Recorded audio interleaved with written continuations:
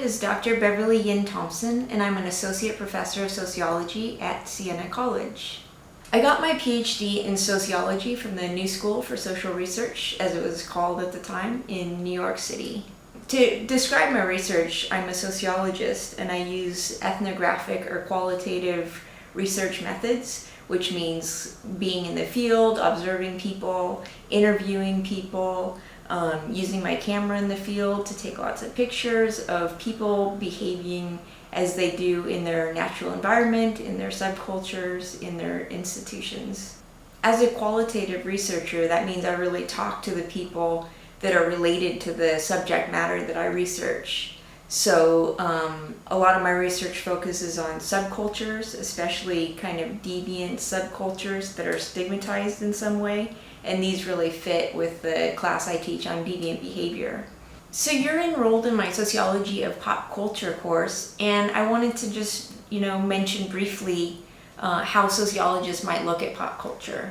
So first of all, we're not really too interested in the product itself of who the celebrity is, what the TV show is, but rather we're more interested in the role of popular culture in society. And of course, sociology focuses on institutions, demographics, and power, so we're really interested in the social institutions representing popular culture, so the industry and the commercial aspects of these products and what's behind it. So we're really interested in the marketing, we're interested in the corporations and how few corporations control all the news media that we consume, for example. Sociologists are also interested in issues around demographics and identity. So we would talk about representation of particular demographic groups, racial groups, gender issues within the media. So you might want to analyze the representation of Asian Americans in film, for example. And then we're also interested in power and how power is exercised in society. So why are certain medias or products so dominant in our society, whereas other products created by individuals you never see at all? And yet we all have access to the internet, we all have access to technology, creating content, yet the corporations still really control all the content that we see on a daily basis. So those are some of the interesting issues and orientations that sociologists use to examine popular culture, and you might use those in your final research project as well. So I just wanted to talk about our major assignments in the class as well. As an online class, there's a variety of assignments and assessment tools that will be used throughout the semester. These include exams, multiple choice questions based on the readings and the documentary movies, so that it just tests if you've read the material and if you've understood it. There's also some discussion board posts where you'll talk about your own understanding of the reading and relate it to another example that you might bring in. And this also gives you a chance to speak to your classmates as well on the discussion board, read what they're reading, respond to their responses as well. Well, since this is an online class, I would like students to gain some skills that are on the online environment. So for 2 of the assignments, you'll actually create your own WordPress.com websites. And so I want the students to just be able to learn how to create online content, since this is an online class, and also just have the demonstrate the ability of public writing. So you create a website where you're writing in an academic and yet personable way. You pay attention to layout and design of the website. You use academic sources properly, and you use more of an academic orientation to the topic at hand, even when you're talking about yourself.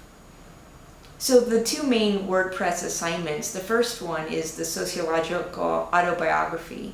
So I like students to be able to position themselves. We call it social location. So that means placing you in context of, for example, your demographic attributes, your geographic location, the things that go up to make you who you are as an individual, but also kind of limit you as far as these particular categories and how these categories are shaped by society, and then how you either conform or don't conform to those categories.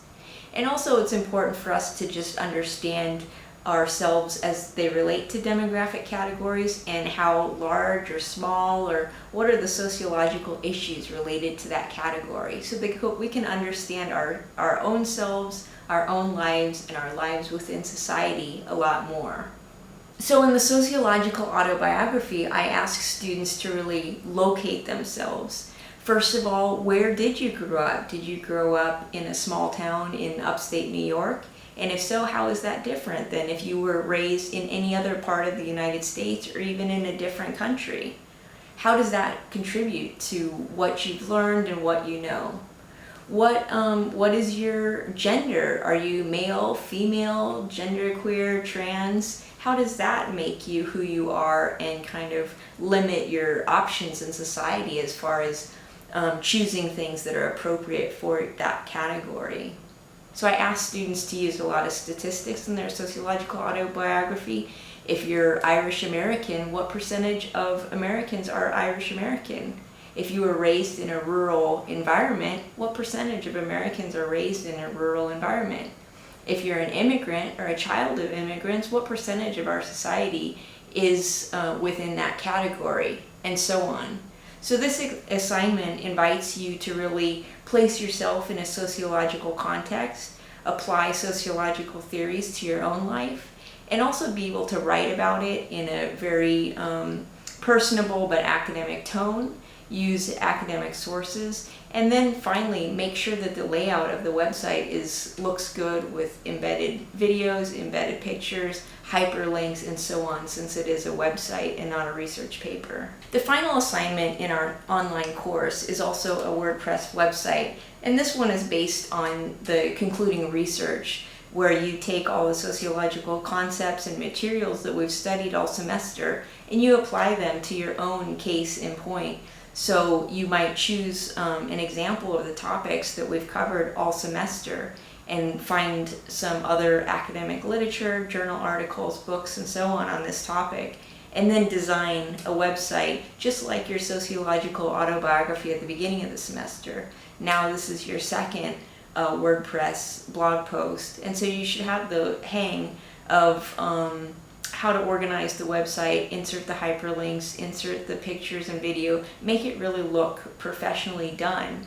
And then this can also fit into your work as your student portfolio work that you can upload on the Siena website.